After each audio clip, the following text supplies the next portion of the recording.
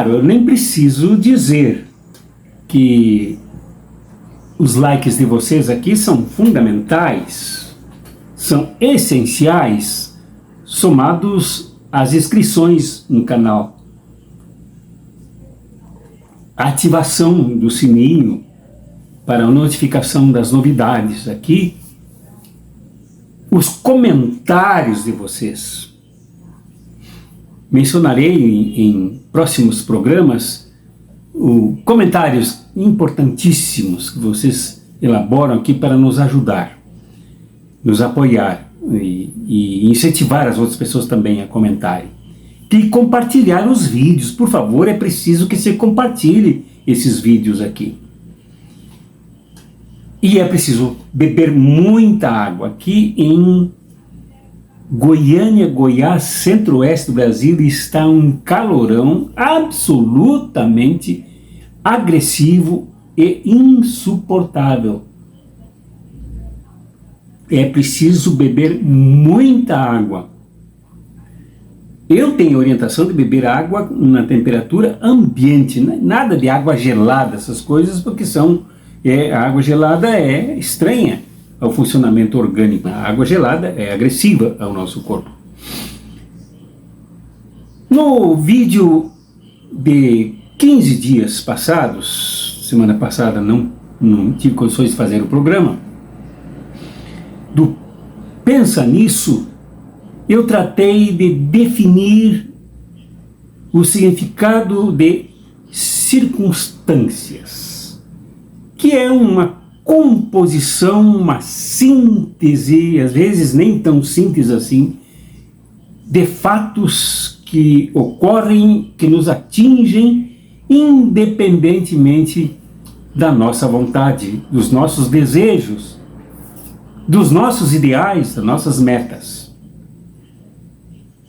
Mas acontecem e se tornam indesviáveis num primeiro momento e, em muitos casos, produzem sofrimentos sem conta, sem tamanho, sem medição e quilatação de volume, de peso. Tão grande sofrimento as circunstâncias nos causam ao ser humano.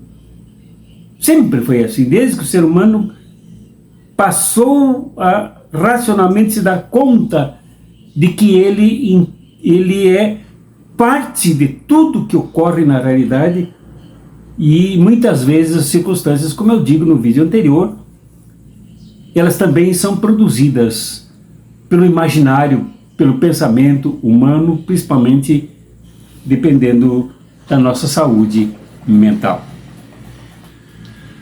Então, se as circunstâncias são intransferíveis, não dá para transferir para outras pessoas aquilo que nos causa sofrimento.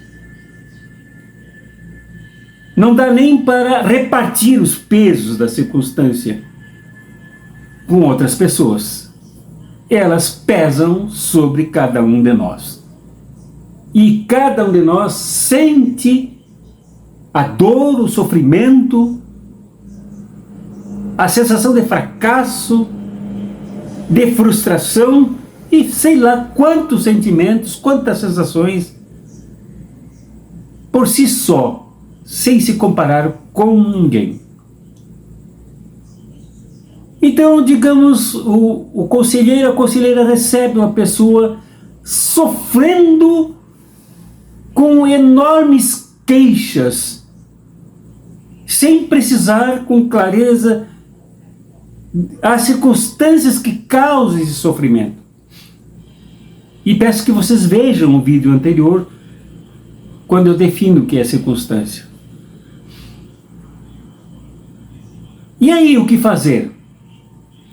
As circunstâncias podem ser de vários tipos. Do ponto de vista, por exemplo, emocional, no que se refere ao luto. A perda de uma pessoa amada, de uma pessoa vinculada, de uma pessoa afetiva, de forma súbita, repentina, acidental. O sofrimento que daí advém é enorme e incontrolável. O que fazer diante da pessoa que nos procura, que procura o conselheiro, que procura o aconselhante, a aconselhante, para aliviar a sua dor? É isso mesmo, aliviar. E quem sabe começar um processo de cura do seu sofrimento. O que fazer? Uma pessoa envolta nos problemas dos ciclones, por exemplo, no Rio Grande do Sul, ou das enchentes, tempestades e quedas de montanhas em outros lugares do país, quando morrem grande quantidade de pessoas e algumas delas nunca serão vistas, porque somem completamente sem serem veladas. As que ficam, as familiares, as amigas, são atingidas por outro tipo de ciclone, o ciclone emocional da dor, que é profundo, que é profunda. O que fazer? Uma pessoa que adoece e recebe a notícia, como a medicina faz hoje, atualmente, diz claramente de que padece a pessoa, digamos que ela seja informada de que todos os levantamentos clínicos conduziram para a definição de que ela tem poucos dias, poucos meses de vida. Primeiro o impacto, o luto de si mesma, o luto por perder a sua própria vida.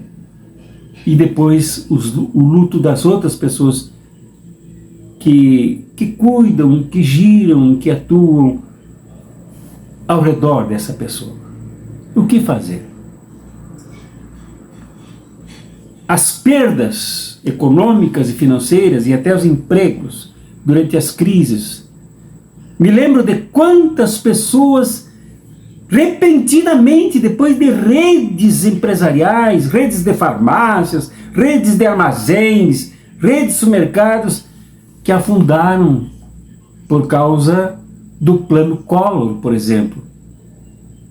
O sofrimento que passaram a viver repentinamente por verem toda a sua economia saqueada, sua poupança tirada, sem dinheiro agora para tocar os seus projetos. Muitas se suicidaram, não suportaram o peso daquela circunstância. O que fazer? Na verdade, a pergunta que está aqui no título, o que fazer diante de circunstâncias de sofrimento, é sobre o que não fazer em primeiro lugar. O que não fazer. Por exemplo, não começar a contar um rosário de experiências pessoais face a sofrimentos do conselheiro, seja atuais, mas principalmente passados. Isto é um erro gravíssimo, porque os sofrimentos desse ser humano que se transforma, seja episodicamente ou seja existencialmente em conselheiro, são seus e são passados. O conselheiro que aí está é uma pessoa absolutamente original, inigualável, incomparável, com esta que traz um sofrimento enorme para expor.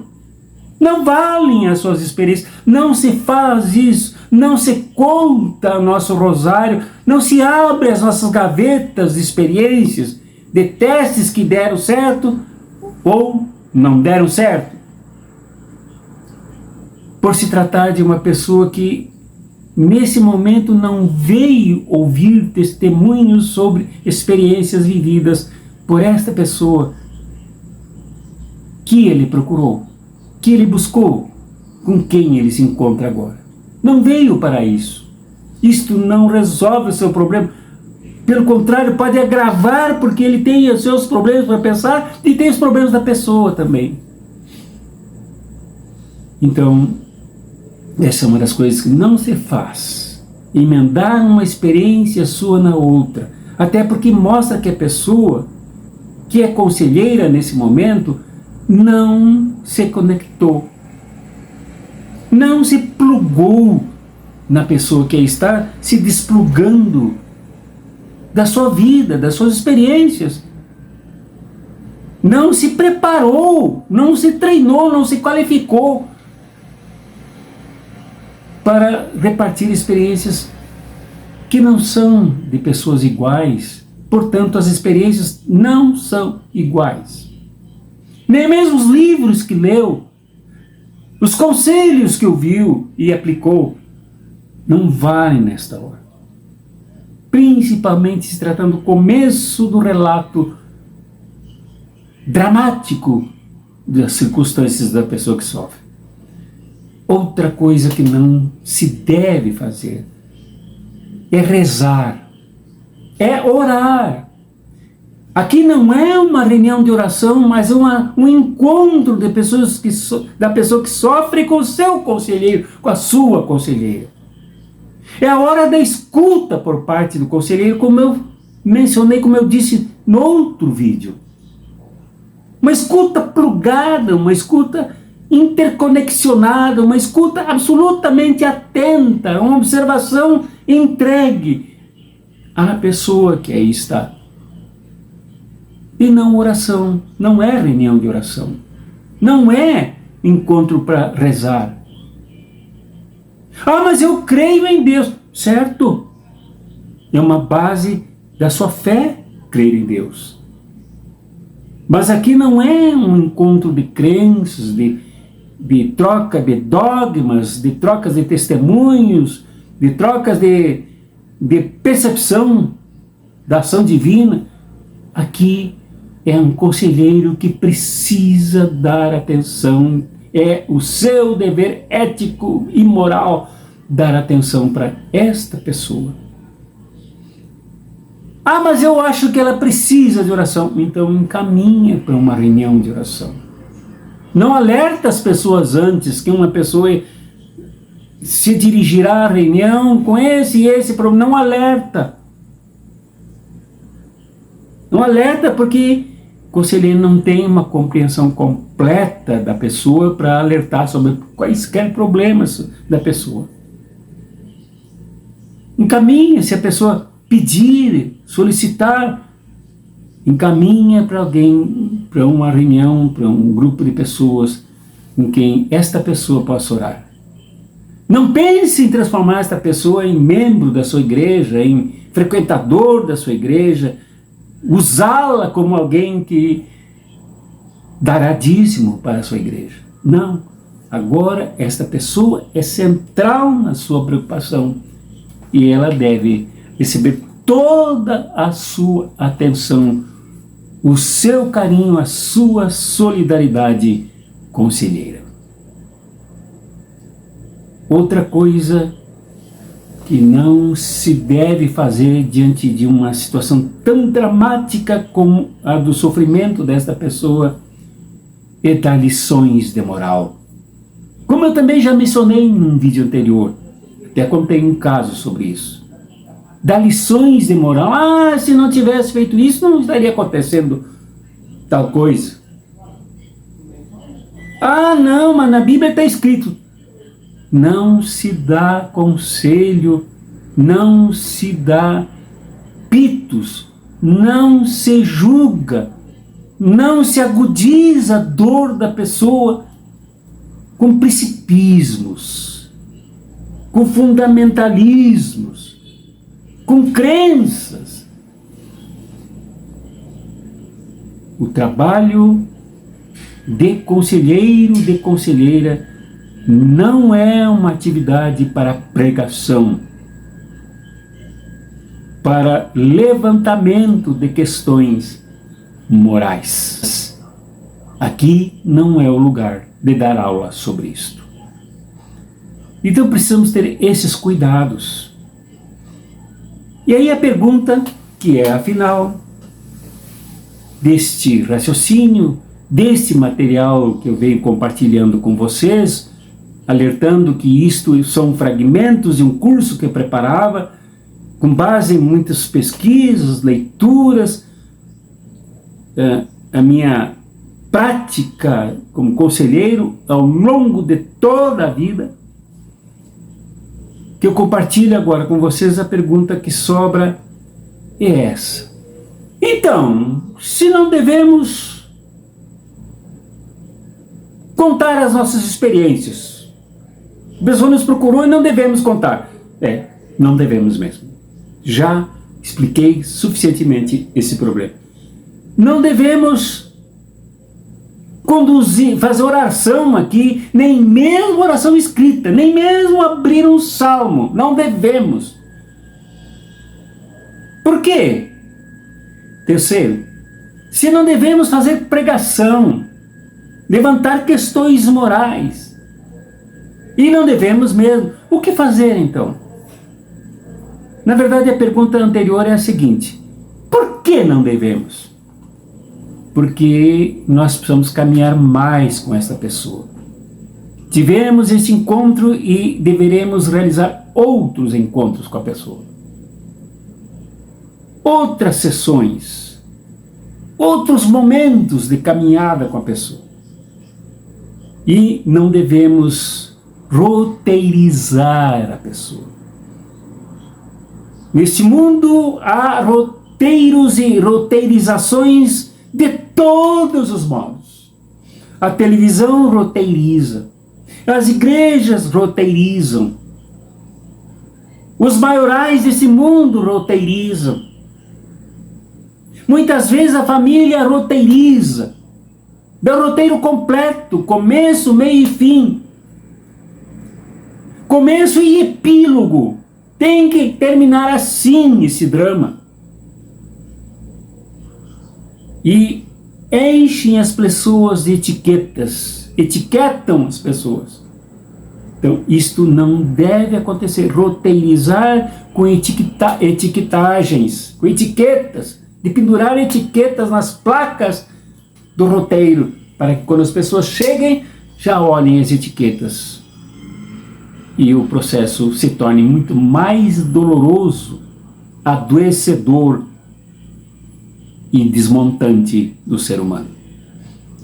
Então, por isso, no momento de sofrimento, debaixo de uma circunstância que não foi analisada, não foi entendida, não foi compreendida, sobre ela muitas vozes, muitos ruídos, muitas interpretações, muitos pensamentos desconexos, muitas ideias complexas. O conselheiro não deve ser mais um a roteirizar a pessoa, mas passo a passo ajudar a pessoa a ela mesma construir o seu roteiro. Por isso não se deve proceder dessa maneira. A única maneira é, até um determinado momento, silêncio completo, atenção, escuta, observação, ligamento, interconexão com a pessoa.